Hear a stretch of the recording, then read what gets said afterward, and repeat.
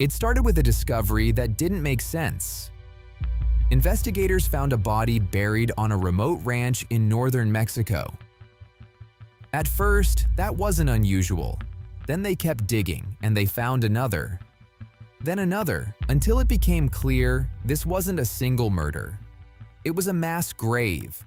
And most of the victims had something in common. They were migrants, people traveling north, trying to reach the United States. Somewhere along the way, they had been intercepted, taken, and brought here. That alone was horrifying. But what investigators found next was even worse. This wasn't random violence. Bodies had been buried methodically. Whoever did this had done it before, and that raised a terrifying question. Who was capable of building something like this? At first, authorities assumed the answer was simple. Another cartel, more money, more weapons, maybe just a more violent crew.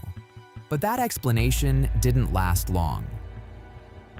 Because across Mexico, police were seeing something new.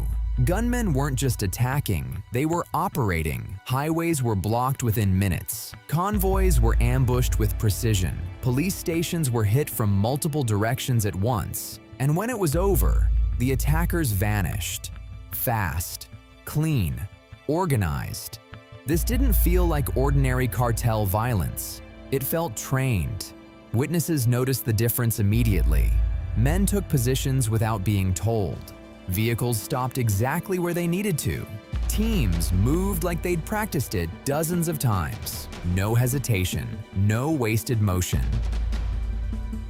So the question changed. Not what were they doing, but where had they learned to do it? The answer wasn't in criminal records. It was in military files. Many of these men had once been soldiers, not ordinary soldiers either. Some came from elite Mexican special forces units.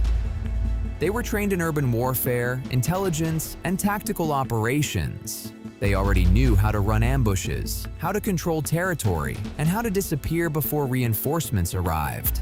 And at some point, they left that world behind. Quietly, no headlines, no dramatic break, just a shift from soldiers to mercenaries.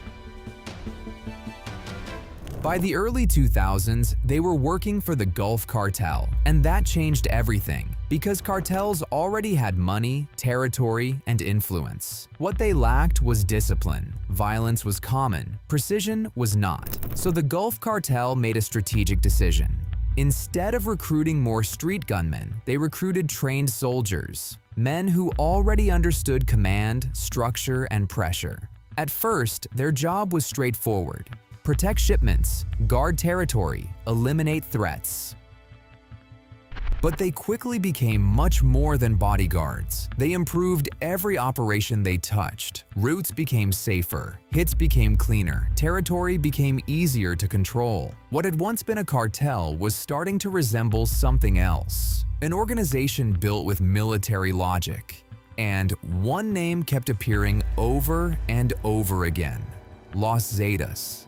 They weren't just working inside organized crime, they were reinventing it. Because once military thinking enters the cartel world, the rules change.